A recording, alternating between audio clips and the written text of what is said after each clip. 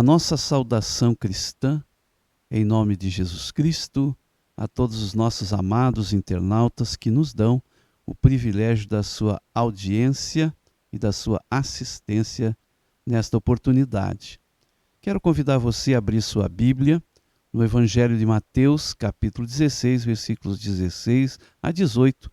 Será o tema que iremos refletir sobre a igreja e sua edificação.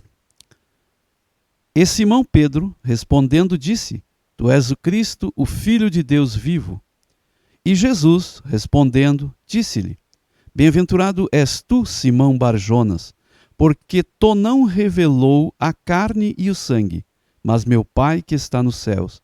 Pois também eu te digo que tu és Pedro, e sobre esta pedra edificarei a minha igreja, e as portas do inferno não prevalecerão contra ela.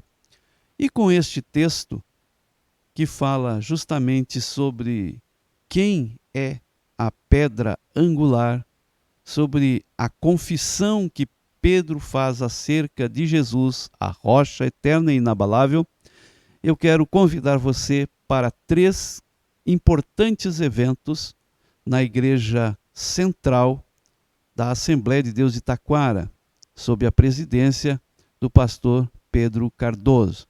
Gostaria de convidar você a prestigiar a formatura do curso teológico Alfa, a turma que estará se formando e ficará muito feliz com sua presença, aonde estaremos celebrando a vida, aonde glorificaremos a Deus por esta grande vitória deste grupo de irmãos que dedicou-se a estudar a palavra do Senhor com maior profundidade e dedicação durante um período de tempo que lhe foi estabelecido. Amanhã, sábado, nós queremos convidar você, vou reforçar este convite, para prestigiar a solenidade de formatura e ser também abençoado e incentivado a aprender da palavra de Deus. Este grupo de irmãos formandos ficarão muito honrados com a tua presença, você que está nos assistindo, a partir das 19h30. Então você é um convidado especial para estar conosco no Templo Matriz, conhecido como a Congregação Central, para estar conosco aqui e participar desta solenidade que irá, em primeiro lugar, elevar sua gratidão a Deus e celebrar a alegria dos irmãos por vencerem mais uma etapa de suas vidas cristãs e também na vida ministerial, preparando-se para ser útil no trabalho que o Senhor nos incumbe como sacerdotes do reino de Deus. Todos aqueles que envidam este trabalho de ensinar os demais as sagradas letras, eles são dignos de honra, disse o apóstolo Paulo escrevendo para Timóteo. E você então é convidado a prestigiar este evento. Também queremos convidar você para estar conosco no domingo, às 19h, para a celebração da Santa Ceia do Senhor. Os irmãos membros em comunhão estão convocados e você que está nos dando a honra da sua audição, da sua audiência, da sua participação neste momento, gostaríamos de convidá-lo também a ouvir a palavra de Deus e estar juntamente conosco neste grande culto de comunhão, de celebração, de gratidão, de alegria, de renovação de nossa fé em Cristo e na bendita esperança de sua volta. E amanhã de manhã, às 8h, aqui no Templo Matriz, onde nós estamos aqui para transmitir a palavra de Deus, neste momento, nós queremos convidar você amanhã, às 8h, para estar conosco na consagração do círculo de oração. Aqui estarão as irmãs na coordenação deste trabalho, mas é um evento aberto a todos que querem dedicar-se mais uma vez a servir ao Senhor, apresentar a Deus sua gratidão em primeiro lugar, também suas súplicas, também suas necessidades. E não só as suas, mas os seus queridos familiares, amigos, irmãos. Muitas vezes elevamos a Deus orações na igreja por pessoas, na maioria das vezes até desconhecidas, que moram em outras cidades, mas que seus familiares trazem para apresentar para o Senhor em oração as suas necessidades, os seus pedidos, e assim é realizado.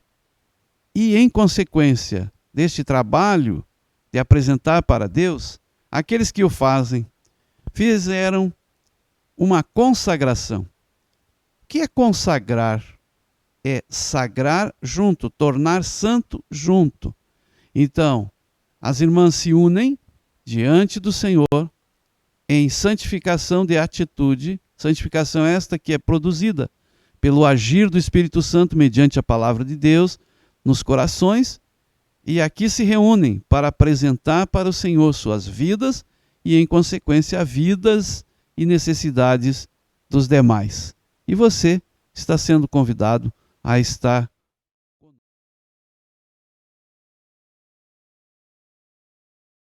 o fundamento, além do que já está posto, o qual é Jesus Cristo. Epístola de Paulo aos Coríntios, capítulo 3, versículo 11.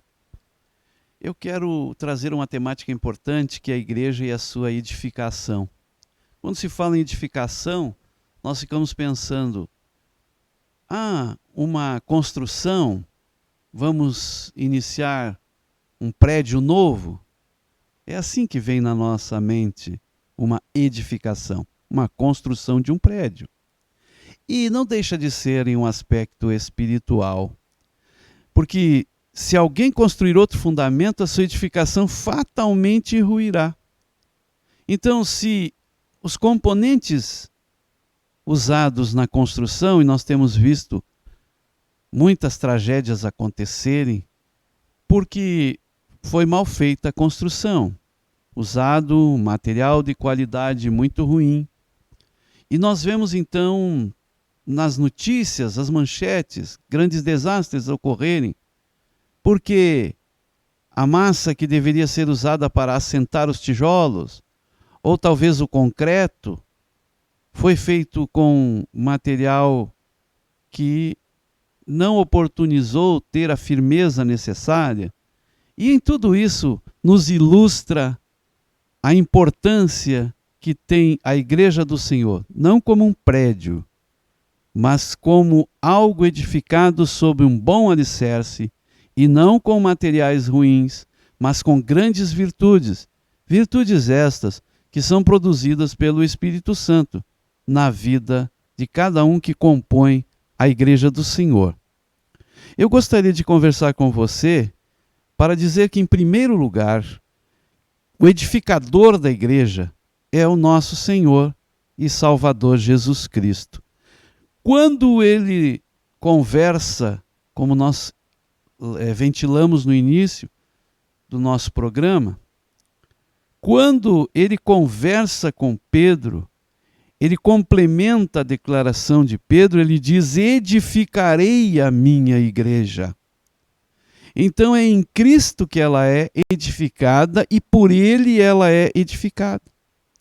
E essa expressão que Jesus usa revela a capacidade de quem podia realmente edificar, de quem podia realmente estabelecer sobre a terra um organismo vivo que pudesse se sobrepor às intempéries da vida, ou seja, as chuvas, os terremotos, os vendavais e tantas outras coisas que poderiam se abater sobre as vidas das pessoas. Ele tem autoridade para vencer a morte, romper com todos os obstáculos criados no mundo espiritual e até então atingir as metas estabelecidas pelo próprio Deus e Pai. Ele é o edificador da igreja. Ele é o responsável pela sua construção. Ele é o que orienta os seus obreiros, no sentido daqueles que constroem o reino de Deus. E é interessante porque alguém que está edificando alguma coisa, edifica com um propósito. e manifesta sua dedicação quando faz as coisas direito. E o Senhor Jesus Cristo, como edificador da igreja, ele demonstra o seu amor. E ele não veio à terra para fazer algo que não estivesse calcado, que não estivesse fundamentado no seu grande e inefável amor. Então, tudo começa com uma manifestação do amor de Deus tão grande e sublime que leva o Senhor Jesus a superar as piores dores, a superar as indescritíveis pressões morais e espirituais. Por isso seu sacrifício foi perfeito. Veja que quando alguém inicia uma construção, ele prepara uma roupa especial, ele prepara o seu calçado especial, ele prepara os materiais especiais para aquilo.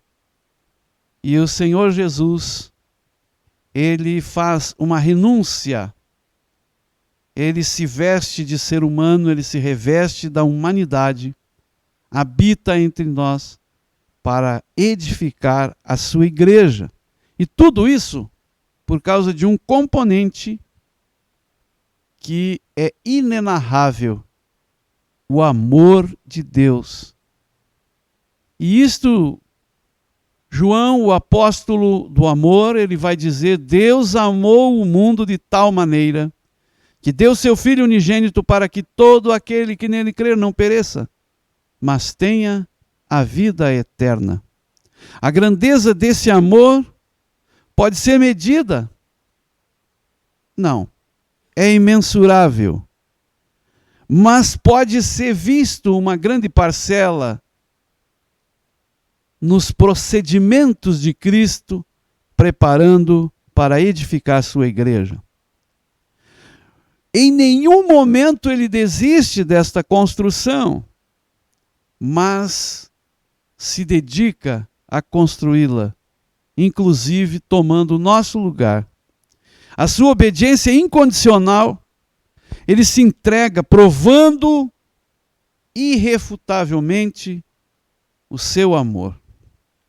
Não havia mérito em nós.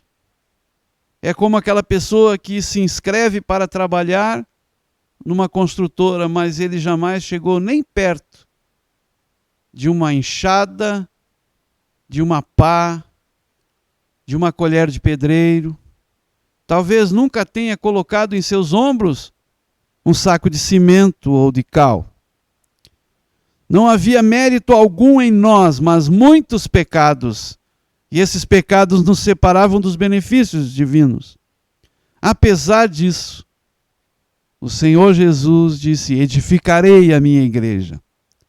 Apesar de sermos pedras defeituosas e irregulares, ele nos tornou, como disse o apóstolo Pedro na sua epístola, pedras vivas na construção do edifício de Deus.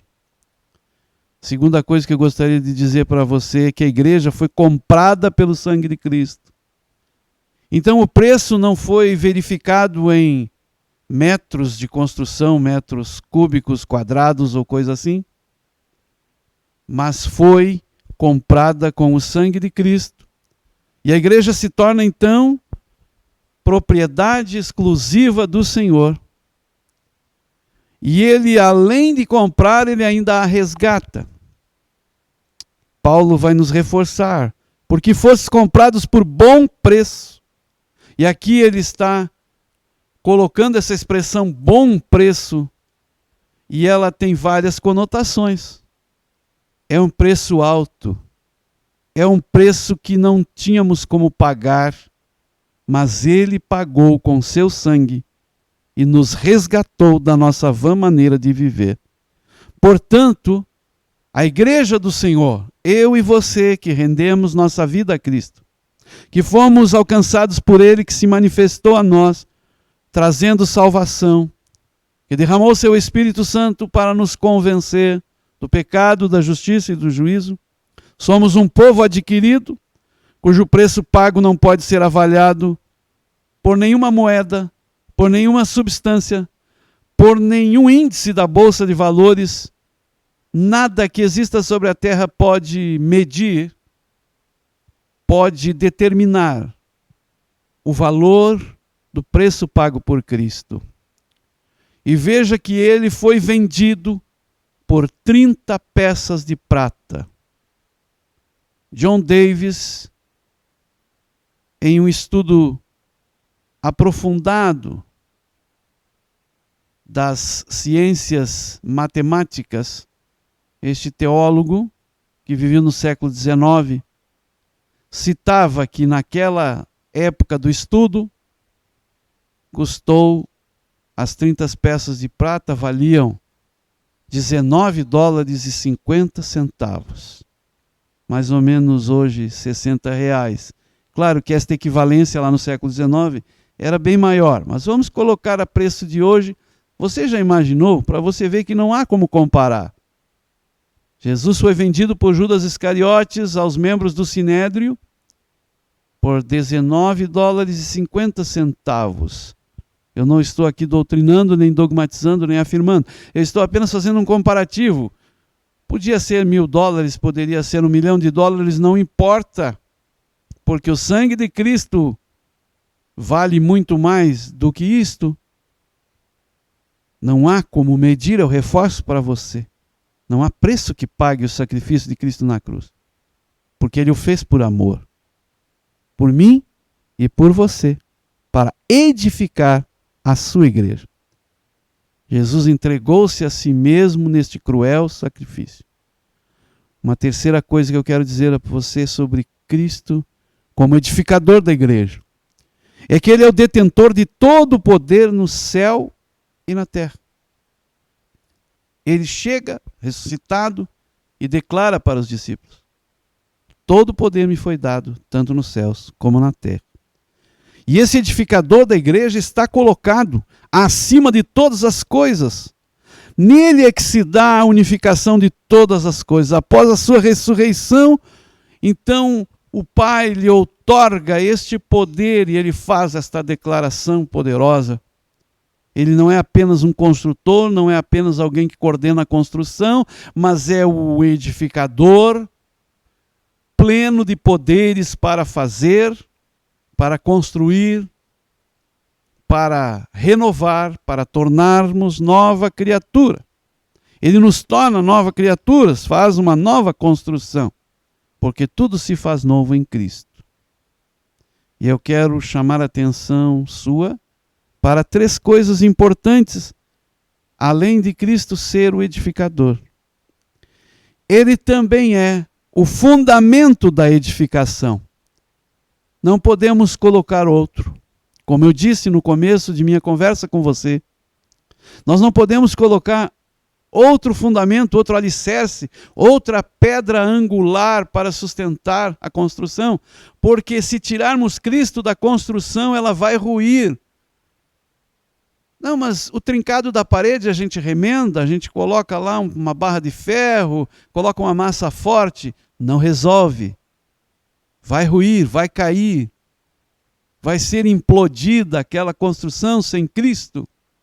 A igreja do Senhor, sem o amor de Jesus, sem sua misericórdia, sem sua graça, ela não pode prosseguir. Então, nós encontramos 3 pontos importantes nesta afirmação que estou apresentando a você. Como fundamento da edificação, como pedra angular, a pedra principal, a pedra sobre a qual está sustentada a construção toda da minha vida e da sua vida e de toda a igreja de Jesus Cristo. Ela é insubstituível. Ela é diferente das outras. É uma pedra angular. É aquela que faz com que todas as leis da física que mantêm o equilíbrio de uma construção possa permanecer incólume, não podendo ser destruída de qualquer maneira. É uma pedra poderosa capaz de superar o tempo e os reinos, que proporciona a união de alicerces às paredes feitas de pedras vivas, eu e você, como disse Pedro. Jesus Cristo é a pedra principal. A segunda coisa, Jesus Cristo é o cabeça da igreja. Ele está no centro da igreja, disse João no Apocalipse. E como soberano deve ser aceito por todos como o primeiro. Ele está acima de todas as coisas, o seu poder é incomensurável. Ele zela pelo meu bem-estar, porque faço parte do corpo de Cristo, zela pelo teu bem-estar, porque você é parte integrante do corpo de Cristo. A igreja é o corpo de Cristo, então ele é o cabeça da igreja. Na cabeça estão os órgãos de direção, que nos possibilitam orientar os demais órgãos do corpo para o seu crescimento perfeito. Finalmente, a audição e a visão permitem a direção apropriada do corpo, livrando-se dos perigos. No Salmo 121, verso 4, está declarando isto o salmista. E a terceira coisa, por que Jesus é o fundamento da edificação? Porque Jesus é um fundamento perpétuo. Numa construção, por mais capricho que tenham os que edificam, colocam todos os elementos, os materiais, respeitando toda a planta que foi determinada. Mas um dia pode haver necessidade de ser desmanchado aquela construção. Mas a igreja é uma construção edificada sobre uma pedra perpétua, uma pedra permanente, uma pedra eterna, que não pode ser removida. Não há como colocar outro fundamento. E quando alguém remove este fundamento, quando alguém nega este fundamento, está ruindo a si próprio e não a edificação feita pelo Senhor na vida da igreja. Bem, este fundamento iniciou aonde?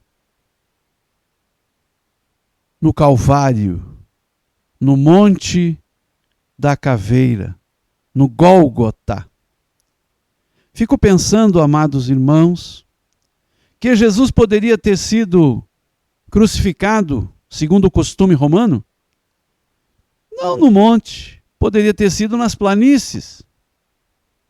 Mas até mesmo subjetivamente estamos vendo que ele foi crucificado. Obviamente que os romanos tinham outros motivos para crucificar as pessoas no alto da montanha. Era para servir de exemplo àqueles que inventavam de se insurgir contra o Império Romano. Mas o que eu quero colocar, você veja bem, que a rocha que é eterna foi elevada naquela cruz, Jesus Cristo crucificado, no Monte Calvário. Uma montanha, ela é constituída de rocha, de algo muito firme, de uma pedra muito grande, geralmente de um material magmático. E lá está a pedra erguida sobre a cruz, acima da montanha. A pedra perpétua, a pedra eterna. Então a obra do Calvário e também na ressurreição nós encontramos esta pedra, porque o sepulcro era uma escavação em uma rocha. Uma rocha é uma grande pedra, por assim dizer. E Jesus também escolhe uma montanha para ser assunto ao céu. E por isso, quando recebemos a comissão dada por esta pedra chamada Jesus Cristo, nós precisamos continuar a ministrar os fundamentos de sua doutrina, porque não há outro fundamento a não ser o amor de Deus expresso na pessoa de Jesus. E que recursos o Senhor usa para edificar a igreja? Os dons do Espírito Santo, a palavra da graça de Deus e a oração. Quer ter uma vida edificada na rocha chamada Cristo Jesus? Permita-se receber as dádivas do Senhor através dos dons, os presentes do Espírito Santo que Ele dá para nos capacitar. A palavra do favor divino de Deus, que deve estar no centro da igreja e na minha, na tua vida. O avivamento que tantos esperam, o avivamento que tantos buscam, se manifesta através desta palavra, que gera uma fé inabalável, como Paulo diz aos Romanos, no capítulo 10, versículo 17. A palavra de Deus é a base sólida e a estrutura que dá resistência à igreja, que continua caminhando vitoriosa em Cristo Jesus. E a oração é esta intimidade entre o edificador e aqueles que trabalham nesta edificação. Quanto mais tempo dedicado à vida de intimidade com Deus em oração, mais rapidamente a igreja cresce e se reveste do poder de Deus. A igreja cresce quando ora. A igreja cresce quando vive nos preceitos da palavra do Senhor e quando se permite ser inundada pelas dádivas proporcionadas pela presença constante do Espírito Santo, assim como o contrário também é verdadeiro. Quando a igreja fecha o seu coração e seus ouvidos à voz de Deus, que está na palavra dele e que é inspirada pelo Espírito Santo, e quando deixa de ter intimidade com o edificador, as paredes da construção começam a ruir e começam a estar em perigo de ruir, de crescerem tortas e de daqui a pouco serem derrubadas. Mas existe propósito de Cristo em edificar a sua igreja, para que ela seja perfeita em todos os sentidos, para que não seja contaminada com a entrada do pecado. Então a misericórdia divina providencia um escape para que os que creem estejam em condições de ser agradáveis a Deus. E Deus sabe que nós não vamos conseguir por nossos meios, por isso Ele providencia tudo isto. Nos dá recursos e igualmente estabelece metas, propósitos. E o propósito da igreja é edificar os santos e alcançar aqueles que estão perdidos mundo afora. Para isso, o primeiro propósito é a unidade do corpo, a unidade da construção. É aquela estrutura que sustenta toda a construção e a mantém unida, cada parte uma à outra. A igreja, que é constituída por pessoas das mais variadas características, cor, língua, posição social, intelectual, costumes, é um grupo variado de pessoas, formando uma só construção, um só corpo, em um só sentimento, em um só interesse, em uma só aspiração. Existem muitos membros, mas várias funções.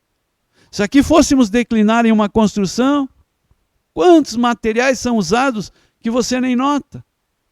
Você entra em um prédio e acha tão lindo uma parede bem pintada, lisinha, tão bonita.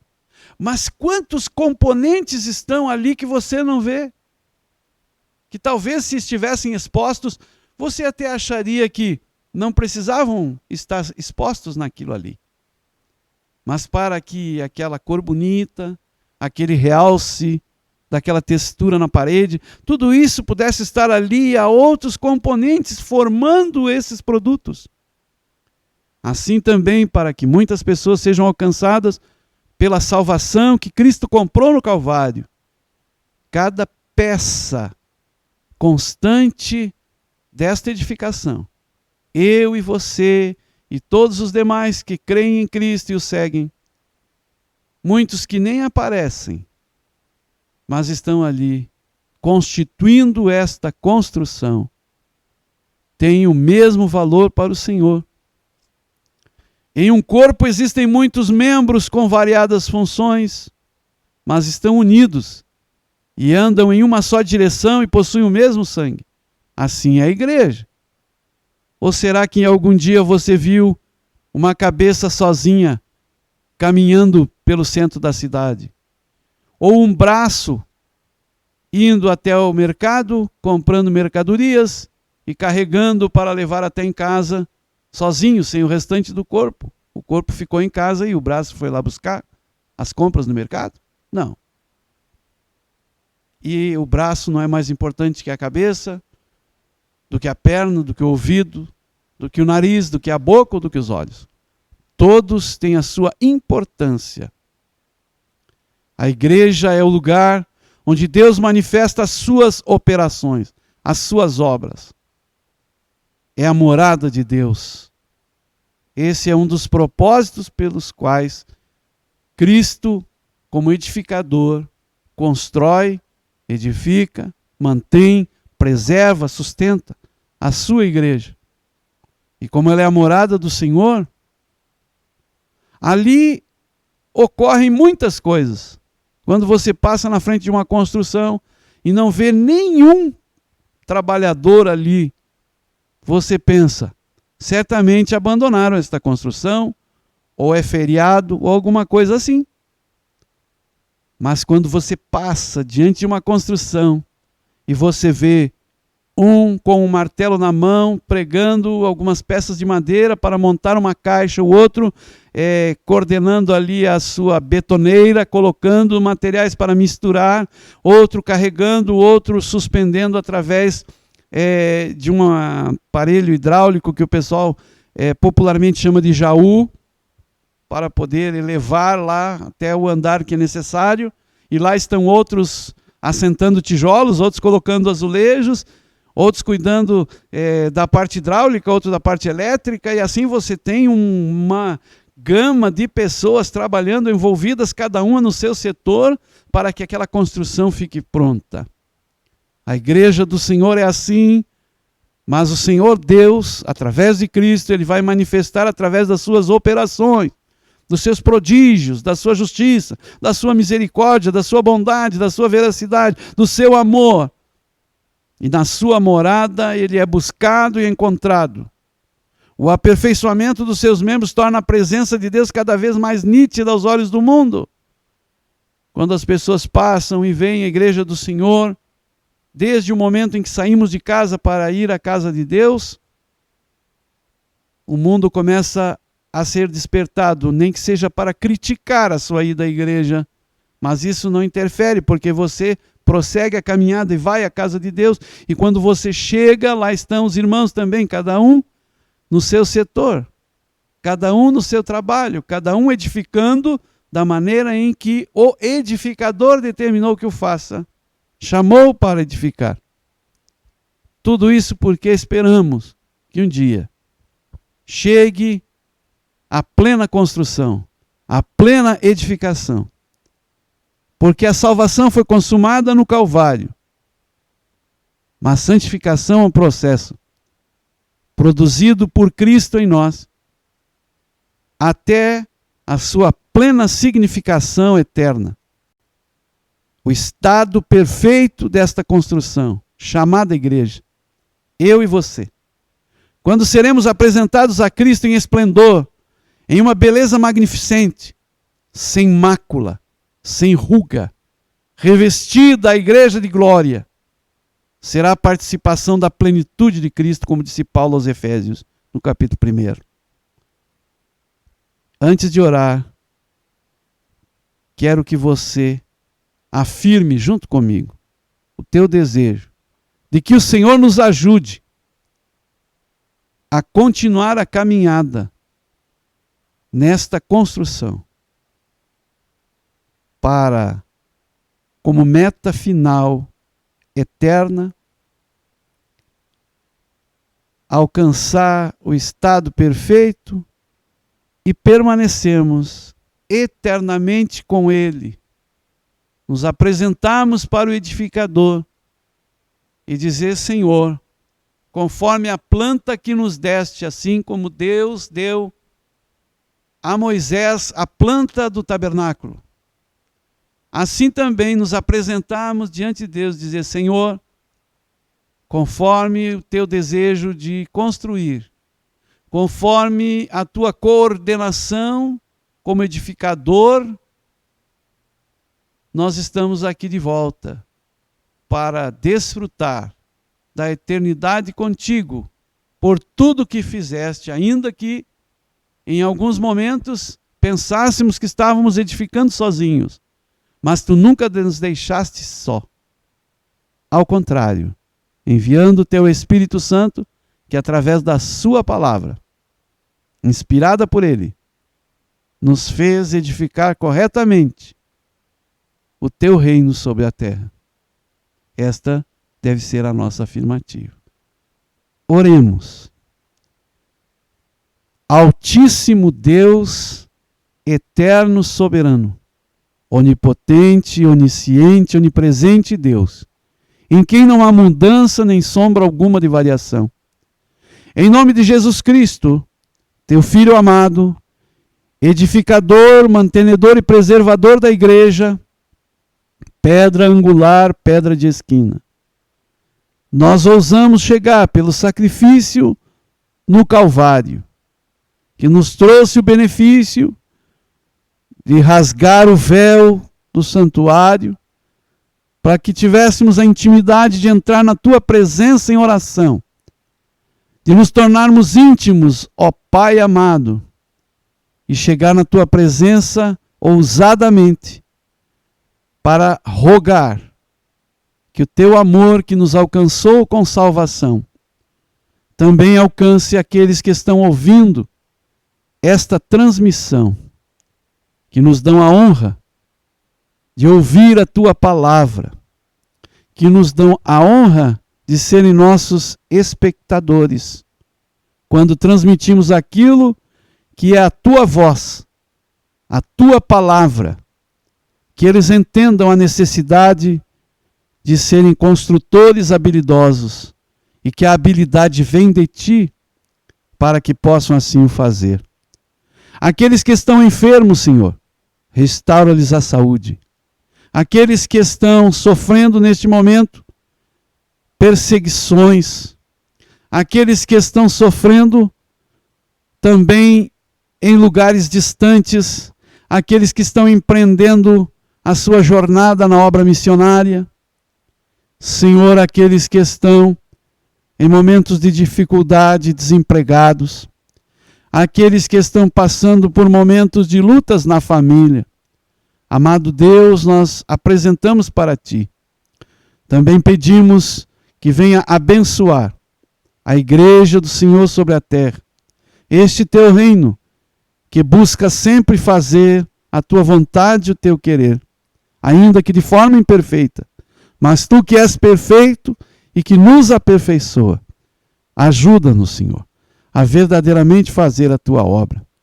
Que o teu Espírito Santo, este óleo precioso, nos faça exalar o perfume do teu evangelho, para que muitas pessoas possam também exalar o perfume da vida.